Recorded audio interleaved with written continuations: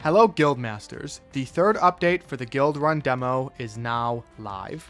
We've got plenty of changes in store this week, with a much heavier focus on buffs over nerfs. We pay very close attention to all of the feedback we get, and many players were clear that they were disappointed by the number of nerfs compared to the number of buffs. This feedback was taken to heart, and it aligned with how we wanted to approach today's patch. We hope that players who were disappointed by last week's patch will be much happier with this one. I won't go over every single change here, so be sure to read the patch notes below in the description for the full list of changes. Before we get to balance changes, we have a few other improvements in today's patch. We're continuing to improve the UI, with the frozen overlay in the shop looking a bit more crisp. Damage number animations were also improved. There's now included icons and color coding for additional information about the damage's source. We're also continuing to squash bugs, so please report any bug you find if you run into them. Now, let's talk about balance. We're super happy with last week's changes to starting bonuses. None of the bonuses which had their shard penalty removed appeared to be out of line, while all of the nerf bonuses are still pickable and playable. The one bonus which changed more than we would have liked to see was All In, which saw its win rate fall after the bug fix to emergency rewind, so we're buffing it up to compensate.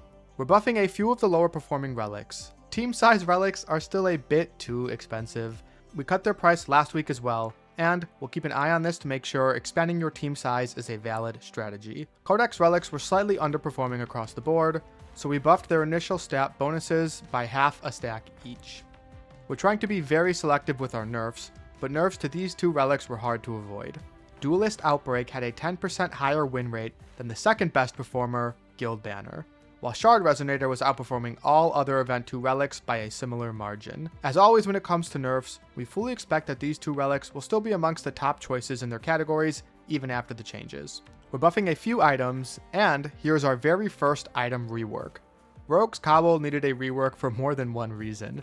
Firstly, it was discovered that you could use multiple Rogue's Cowls to go infinite stealth in Endless mode with the right setup. It also just so happened to be the lowest win rate epic item in the entire game. Our goal with these changes to Rogue's Cowl is to make the item more exciting and powerful, and to break up the infinite potential in Endless mode. We're also changing Ring of Virality, and we're intending for it to be a buff by having the item provide more relevant stats for its most likely holders.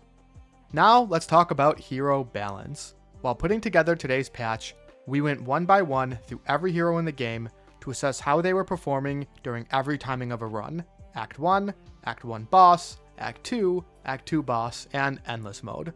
We wanted to ensure that each hero had a clear identity in terms of their power across the 5 timings, and that no hero was underperforming or overperforming in 3 or more of the 4 pre-Endless timings. We also did our best to ensure that each hero had specs which were stronger in different timings, and that no spec was clearly better or worse than the other 2 across the board.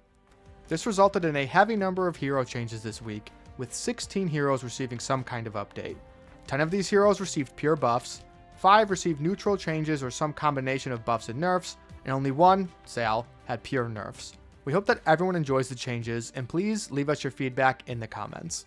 Ming's story is a tale of 2 acts. He's one of the better heroes in Act 1, and performs well enough in Endless, but was falling off a bit too much in Act 2.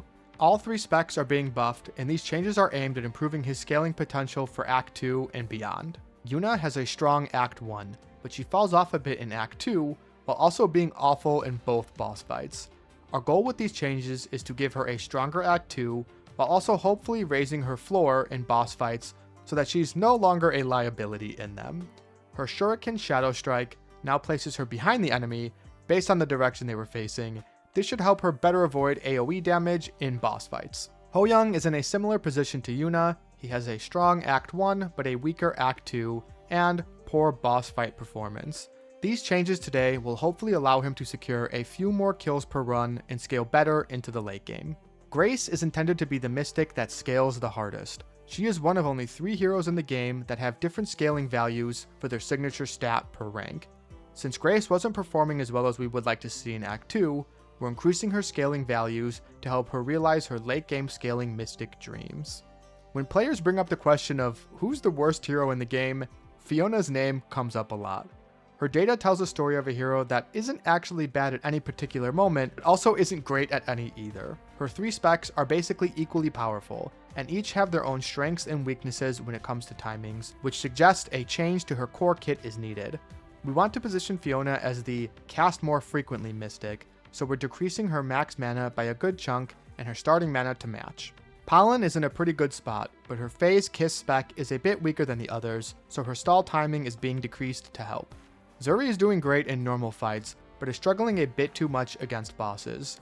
The Cruel needed some buffs to catch up with her other specs, but it was already surprisingly good against the Act 2 boss thanks to its scaling power and built-in stun. Our hope is that with these buffs to the Cruel, make it a bit less of a liability in Act 1, while also providing Zuri with a solid boss-killing option. We're happy with the overall state of Scorn, who does a great job of scaling up in power as the game progresses. His Bristleguard spec has been his least popular by a wide margin, and even though we don't expect these changes to suddenly make it popular, we do hope that they make players consider it a bit more. Nicholas is back on the menu for Red Rift players. Due to his insatiable hunger for items in his leftmost item slot, we had to remove him from the pool of potential starting heroes in Red Rift to prevent him from eating the Rift Seal. We're giving him an extra item slot to work with right out of the gate, which means that we can put him back in the pool of starting heroes for Red Rift, while also giving him a much-deserved buff. More slots, more fun. Funke has established himself as Guildrun's definitive mob crusher over the past few patches, but it's become a bit too definitive for much of the Red Rift community's liking. We like that Funke is a character with clear strengths and weaknesses. He's strong in non-boss fights and weak in boss fights, but his strength at stabilizing boards across both acts has made it too easy for players to play greedy and cover up for his weaknesses by buying a boss slayer like Karsu. All three of his specs rank among the top performers in Act 1, which suggests that one of his base numbers is a bit too high. Meanwhile, his detonator spec is widely regarded as the best spec in the game for Red Rift, and the data largely backs this up. It's not all bad news for Funke fans though. His Inferno spec has some room for buffs, and we hope to position it as his best boss slaying spec after these changes. We talked about fire, now let's talk about ice. Karsu is the anti-Funke. She crushes against bosses, but struggles a bit in non-boss fights, especially in Act 2. We're happy to maintain this identity for her, but we both want to raise her floor in non-boss fights and lower her ceiling slightly for boss fights. The 3 extra base damage should make her a much more threatening auto-attacker and all-around duelist for non-boss floors, while the adjustments to her mana value will make her cast beyond the first one stack up a bit slower for the boss fights where she's already dominant. The Fashionable was Ratna's top spec in 3 of the 4 pre-endless timings, while the Ostentatious has the opposite problem. We're adjusting both of these specs with the goal of making all 3 of her specs equal choices. Dragomir is overall in a solid spot, with a strong Act 1 and endless performance.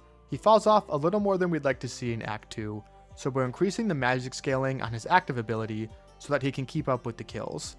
The Sanguine now places him behind the enemy based on the direction they were facing, just like we changed with Yuna. This should help him better avoid AoE damage in boss fights. Sal is the only hero in the game that is a top performer across all timings. This made a small nerf to her base kit hard to avoid. We're aiming to maintain her identity as a flexible, all-around hero who can perform well in a variety of team comps and in both boss fights and non-boss fights alike. So, the only change we're making to her this week is a reduction to her base attack speed. Pimenta was one of the biggest risers since last patch, becoming the most popular hero in Red Rift and a top 3 in Triple S Endless.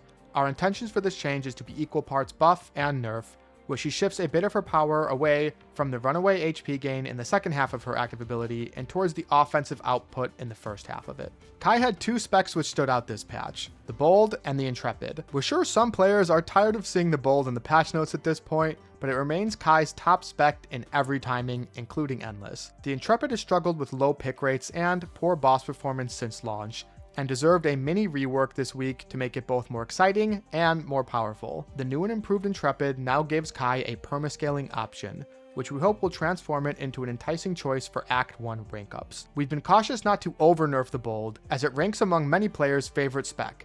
And we spent some time this week trying to figure out different changes to ensure the Bold will remain playable and interesting after the changes. We've added Stall 15 to the on-cast bonus shield half of the Bold, which in the vast majority of cases just means that his first cast each combat will not receive the bonus shields from the Bold. Whether you're an Endless player, a Red Rift player, still climbing the difficulties, or even a new player just discovering the game, everyone's feedback is very important to us. We do our best to learn from all of the feedback from every type of player. In this week's patch, we made a serious effort to improve the buff to nerf ratio in a way that we hope everyone will enjoy. Please let us know how we did so we can keep improving Guildrun for all types of players. If you haven't checked it out already, be sure to join our Discord where you can take on weekly challenges with the community or come tell us why your favorite hero deserves a buff. We'll see you next week with another Guildrun update.